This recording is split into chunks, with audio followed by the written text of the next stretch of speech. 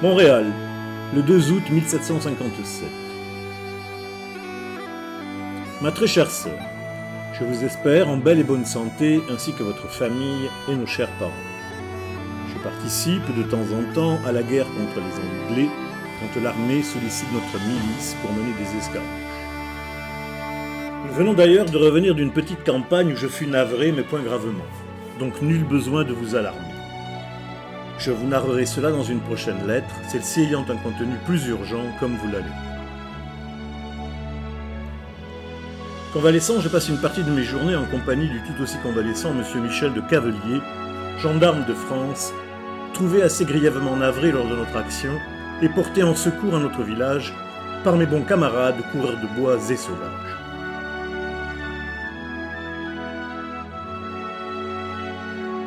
Un avant-dîner que j'étais allé tenir compagnie à ce monsieur, un guerrier des cheveux relevés ou Outaouais, nation alliée au royaume de France depuis la Grande Paix de Montréal de 1701, m'y fut amené par ma nièce Ojissa, Étoile. Cet homme, Deganawida, deux rivières qui coulent ensemble, était passé pour des échanges dans un village plus au nord, auprès d'une famille ayant recueilli dans le mois de juillet un Français moribond. Celui-ci décéda peu de temps après dans leur wigwam. Avant que de trépasser, il recommanda de remettre un certain coffret en sa possession à quelque autorité française. Pensant que ces objets, et surtout les lettres que contenait le coffret, pouvaient avoir une certaine importance, il se dépêcha de venir les échanger. Comme il commerce souvent avec Agnolien, Ours, un de mes frères, il est donc venu le voir, sachant qu'au village il pourrait remettre ce coffret à un Français, en l'occurrence votre serviteur, ou le laisser en garde à ma famille dans l'attente de mon retour. Je l'en remerciai grandement et le récompensai d'une grande et belle corne à poudre bien remplie et d'un sac de balles. À l'examen, il sembla que le coffret avait sans doute appartenu à un officier de la marine marchande. Il contient un petit pistolet de bronze, qui est la particularité de ces officiers, comme le fit remarquer fort à propos M. de Cavelier, et de quoi s'en servir. Mais ce n'est point tout. Il y a aussi une image peinte de la Vierge avec son Jésus, un chapelet, un charmant portrait en miniature d'une jeune femme, puis ces fameuses lettres. Il parut que les lettres n'avaient pas d'importance stratégique ni militaire. Elles avaient été écrites par la fiancée de l'homme décédé depuis la fin de l'hiver. Puis, nous prîmes le temps, à la mode des sauvages. Dans les jours qui suivirent, j'allai remettre le tout au lieutenant Coléron de Blainville qui commande le fort.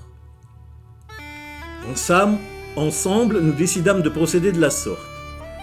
Cette jeune femme habite à Rouen qui n'est point longtemps de chez vous et si vous le voulez bien, vous pourriez lui remettre ces différents objets de feu son fiancé. J'ai pleinement conscience que ce ne sera point une tâche facile, mais plutôt douloureuse que de lui annoncer que son fiancé n'est plus. Mais nous avons pensé que votre présence lui sera moins formelle qu'un avis militaire de décès. En parallèle à cet envoi, notre lieutenant s'est chargé par lettre d'avertir les infortunés parents du malheureux. Je sais que vous serez à même de vous acquitter de cette délicate mission. Soyez sûr que je vous en remercie grandement et vous suis débiteur. L'autre petit colis que je vous ai joint devrait me faire un peu pardonner.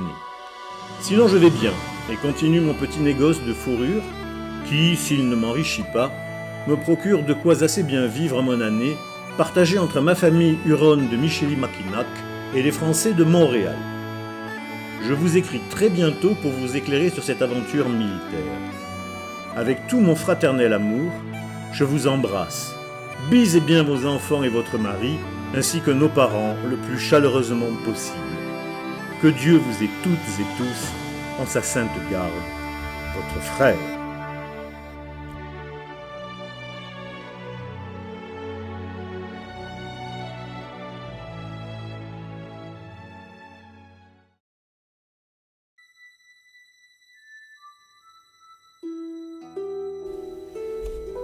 Rouen, le 15 mars 1756. Mon très cher amour, chaque lettre que je t'écris semble à la fois trop courte et trop éloignée de l'immensité de mon amour. Depuis ton départ pour la Nouvelle-France, mon cœur se trouve divisé entre le désir ardent de te retrouver et la douleur de ton absence qui, chaque jour, m'accompagne. Heureusement, la douceur de tes souvenirs qui baignent mon âme me réchauffe dans le timide printemps normand. Ici, la vie continue comme avant, et pourtant tout semble plus gris sans toi. Maman et papa se portent bien. Ils m'encouragent à rassurer leur cher futur gendre qu'ils espèrent sains et saufs. Quant à mes sœurs, elles vivent leur petite vie, mais ne cessent de me demander des nouvelles de toi. Elles me taquinent parfois, me disant que tu as sans doute trouvé une demoiselle plus belle et plus gracieuse dans ce nouveau monde. Mais je leur réponds que ton cœur, mon amour, m'est resté fidèle. Le pays est paisible, les marchés vont leur train, les cendres sont passées et nous attendons l'annonciation, puis la fin du carême et les rameaux.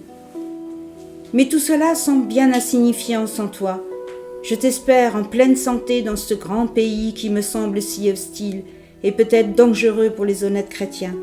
Et parfois cela m'angoisse à n'en point dormir. Je te souhaite une belle réussite dans tes affaires. En attendant de tes nouvelles, sache que chaque jour je t'envoie 1000 baisers portés par le vent de la Seine. Je suis à toi, corps et âme, et mon amour pour toi est plus fort que jamais. Que Dieu te protège et te bénisse, avec tout mon amour et toute ma tendresse. Ton Apollonie.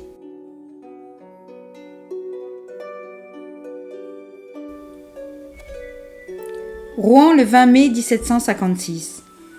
Mon bien-aimé, je prends la plume avec une tendresse infinie, pensant à toi, mon cher fiancé, toi qui es si loin et pourtant si présent dans chaque battement de mon cœur. Ma chère mère m'a dit ce jour-là qu'elle espérait de tout cœur que la Nouvelle-France soit un lieu prospère et que tu puisses y trouver bonheur et fortune. Je lui ai répondu que ce n'était pas la richesse matérielle qui m'importait, mais ta sécurité et ton bien-être. Nous n'avons qu'une vie à vivre, et je préfère de loin la vivre avec toi, dans la simplicité, plutôt que de t'imaginer ailleurs, perdu dans des terres lointaines, sans savoir si nous nous retrouverons un jour. Ici tout est calme, la campagne normande est toute fleurie. Notre commerce se porte bien. Rouen est toujours pleine de vie. Je vis dans la patience de voir le prochain navire qui sera porteur de tes nouvelles. Mais ce qui m'importe, mon cher, c'est toi. Que fais-tu là-bas? Es-tu toujours aussi bien entouré? Trouves-tu du réconfort dans cette terre nouvelle? Je prie pour ta sécurité chaque jour. Et je n'imagine pas un instant ma vie sans toi. J'attends le jour où nous nous retrouverons et pourrons vivre notre bonheur. Je t'envoie le bonjour de mes parents et de mes sœurs, à qui tu manques aussi. Je t'embrasse de tout cœur et t'envoie toute ma tendresse. Que le ciel te garde et te protège. Avec une affection sincère et profonde, ton Apollonie.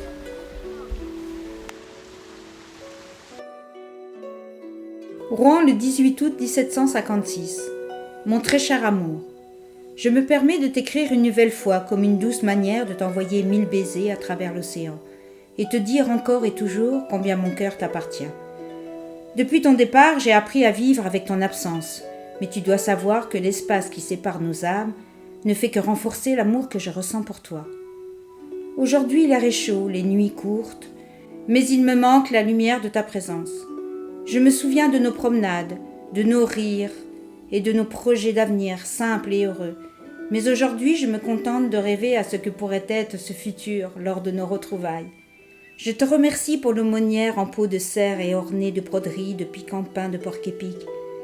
Elle est fort délicate et singulière. Les motifs floraux sont tout bonnement exquis. J'en ai fort étonné mes sœurs et mes cousines et mes amis. Surtout quand je leur ai expliqué que ce sont tes amis sauvages qui l'ont confectionné avec tant d'ingéniosité, de goût et d'art. Je l'ai attaché à ma tête de lit et j'y range tes si gentils lettres. Ce qui me permet, avant que de dormir, de les lire et relire. Parfois j'aimerais les oublier, pour les lire comme à la première fois. La famille se porte bien, papa est en bonne santé et il m'encourage à être forte, à ne pas me laisser submerger par la mélancolie. Je sens dans ses paroles un espoir grandissant et cela me donne la force de croire en un avenir lumineux. Je t'envoie 1000 baisers portés par le vent, en espérant qu'ils traversent les mers pour arriver dans tes bras. Le temps passera et un jour nous serons réunis. Jusqu'à ce jour béni, je te garde dans mon cœur, avec l'amour le plus pur et le plus fidèle. Que Dieu te garde et te protège avec tout l'amour qu'un cœur peut contenir. Ton Apollonie.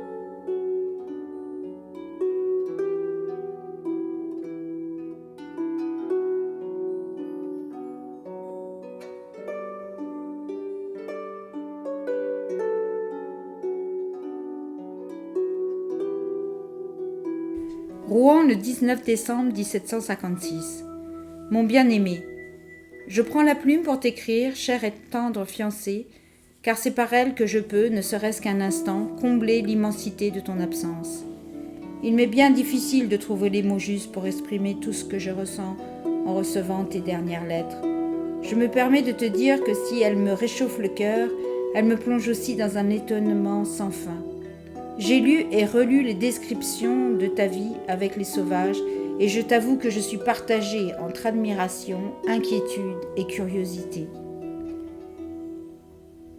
Je t'avoue qu'en lisant tes récits, une étrange émotion m'envahit. Il est difficile de me représenter un tel quotidien, fait de rituels, de coutumes et de croyances, si éloignés de l'enseignement de notre Église.